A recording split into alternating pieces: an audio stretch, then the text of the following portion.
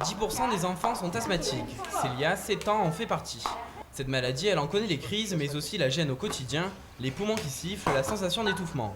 Pourtant, aujourd'hui, Célia fait du sport, beaucoup de sport. Alors à chaque fois, on essaie de bien respirer, bien sûr. J'ai couru, j'ai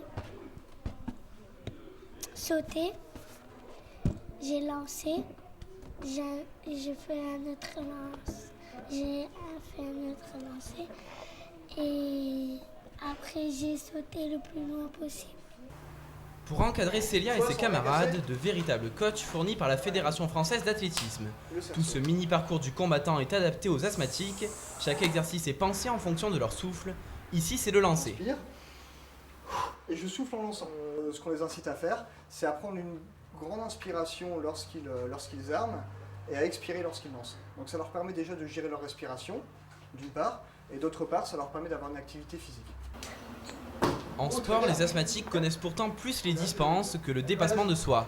Les médecins veulent renverser cette idée reçue, car le sport peut améliorer les capacités respiratoires de tous et aider les enfants face à la maladie. Quand un enfant doit gérer une crise importante, il y a tout un travail sur son souffle qu'il doit faire. Quand il est habitué à gérer son souffle dans une activité sportive, il va plus facilement pouvoir gérer son souffle lors d'une crise. Au fil des différents ateliers, Célia ne s'est pas contentée de courir, elle a aussi appris à mieux connaître l'asthme et ses causes. Un apprentissage qui ne se fait pas toujours sans risque.